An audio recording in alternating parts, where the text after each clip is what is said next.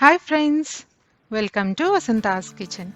మా ఛానల్ని కనుక మొదటిసారి చూస్తున్నట్లయితే పక్కనే ఉన్న సబ్స్క్రైబ్ బటన్ ఇంకా బెల్ ఐకాన్ని నొక్కండి. మేము ఇలా వీడియో పోస్ట్ చేయగానే మీకు అలా నోటిఫికేషన్స్ వచ్చేస్తాయి. ఈ వీడియోలో మనం స్పెషల్ స్నాక్ రెసిపీ అండి, క్యాప్సికమ్ బజ్జీ. జనరల్గా వర్షాకాలంలో సాయంత్రం పూట హాట్గా స్నాక్స్ తినాలనిపించినప్పుడు బోండా, బజ్జీ ఇంకా పకోడీ చేసుకొని తింటాం కదా. ఓసారి ఇలా స్పెషల్గా క్యాప్సికమ్ తోటి ఇంకా పొటాటో స్టఫింగ్ బజ్జీ చేసుకొని తినండి, చాలా టేస్టీగా ఉంటుంది. ముందుగా స్టవ్ ఆన్ చేసి కడాయిలోకి 1 టీ స్పూన్ ఆయిల్ని తీసుకోవాలండి. మంటని మీడియంలో ఉంచుకొని ఆయిల్ వేడవనివ్వాలి.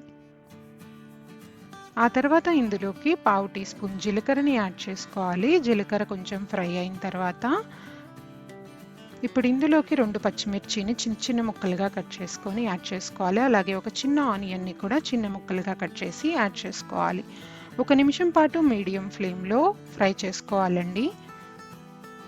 ఆ తర్వాత ఇందులోకి 1/2 టీ స్పూన్ ఉప్పు, అలాగే 1/2 టీ స్పూన్ పసుపు, ఇంకా 1/2 టీ స్పూన్ అల్లం వెల్లుల్లి పేస్ట్ని యాడ్ చేసుకొని ఒకసారి బాగా కలుపుకొని ఉల్లిపాయలు ఇంకా అల్లం వెల్లుల్లి పేస్ట్ పచ్చివాసన పోయేంత వరకు ఫ్రై చేసుకోవాలి.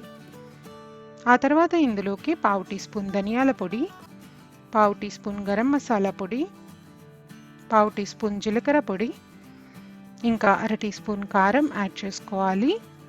ఇప్పుడు మొత్తం బాగా కలుపుకోవాలండి. 1 నిమిషం పాటు అలా ఫ్రై అయిన తర్వాత ఇప్పుడు ఇందులోకి 200 గ్రాములు ఉడికించిన బంగాళదుంపని ఇలా మ్యాష్ చేసుకొని యాడ్ చేసుకోవాలి. అంటే 3 బంగాళదుంపలు అయితే సరిపోతుందండి, మీడియం సైజ్వి. ఆ తర్వాత ఒకసారి బాగా కలుపుకోవాలి. 1 నుంచి 2 నిమిషాల పాటు మంటని లో ఫ్లేమ్లో ఉంచి కలుపుకోవాలి. ఆ తర్వాత కొత్తిమీరని యాడ్ చేసేసి ఒకసారి కలుపుకొని స్టవ్ ఆఫ్ చేసుకోవటమే. మీరు చేసుకునే క్వాంటిటీని బట్టి ఇక్కడ బంగాళదుంపలు ఇంకా 1-2 యాడ్ చేసుకోవచ్చండి. ఇప్పుడు స్టవ్ ఆఫ్ చేసేసి పక్కన ఉంచుకోవాలి. ఇప్పుడు బ్యాటర్ ప్రిపరేషన్ కోసం ఒక మిక్సింగ్ బౌల్ని తీసుకోవాలి. ఇందులోకి 1 కప్పు శనగపిండిని యాడ్ చేసుకోవాలి. అలాగే 1/2 టీ స్పూన్ ఉప్పు, 1/2 టీ స్పూన్ కారం యాడ్ చేసుకోవాలండి. ఇంకా 1/2 టీ స్పూన్ వాముని యాడ్ చేసుకోవాలి. ఒకసారి బాగా కలుపుకోవాలి.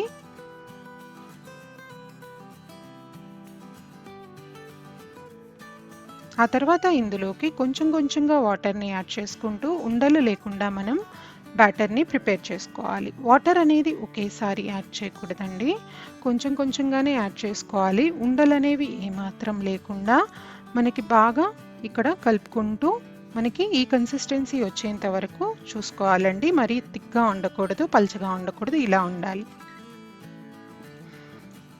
ఆ తర్వాత క్యాప్సికమ్ తీసుకొని ఇలా చక్రాల్లాగా కట్ చేసుకోవాలి. మనం ఉడికించి పెట్టుకున్న బంగాళదుంప స్టఫింగ్ ఉంది కదా, దాన్ని ఇలా చూపించిన విధంగా స్టఫ్ చేసుకోవాలి.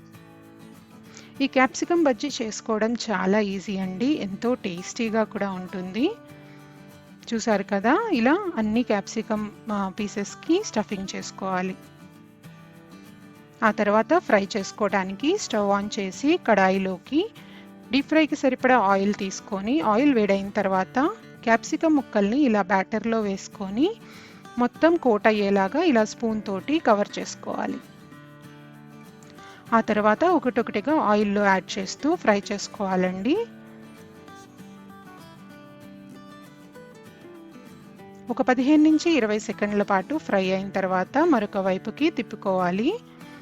మామూలుగా మనం పకోడీల్ని బజ్జీల్ని ఫ్రై చేసుకున్నట్టే ఫ్రై చేసుకోవాలండి. 2 వైపులా గోల్డెన్ బ్రౌన్ కలర్ వచ్చేంత వరకు ఫ్రై చేసుకోవాలి. ఈ క్యాప్సికమ్ బజ్జీ చాలా టేస్టీగా ఉంటాయండి. చూసారు కదా ఎంత ఈజీగా చేసేసుకుంటున్నామో. ఇప్పుడు ఎక్సెస్ ఆయిల్ అనేది డ్రైన్ చేసేసి టిష్యూ పేపర్ మీదకి తీసుకొని సర్వ్ చేసేయడమే.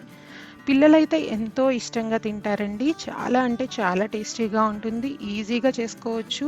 ఎప్పుడు చేసుకునే బజ్జీ, బోండా, పకోడీ కాకుండా ఒకసారి ఇలా వెరైటీగా ట్రై చేసి ఇంట్లో అందరికీ పెట్టారంటే అందరికీ బాగా నచ్చుతుంది. ఇంకెందుకు ఆలస్యం, ఈ క్యాప్సికమ్ బజ్జీని ట్రై చేసి ఎలా వచ్చిందో కమెంట్ సెక్షన్లో చెప్పండి. ఈ వీడియో కనుక మీకు నచ్చినట్లయితే మీ ఫ్రెండ్స్కి, ఫ్యామిలీకి తప్పకుండా షేర్ చేయండి. మరిన్ని tasty, variety and healthy recipes కోసం వసంతాస్ కిచెన్కి సబ్స్క్రైబ్ అవ్వండి. Thank you for watching this video.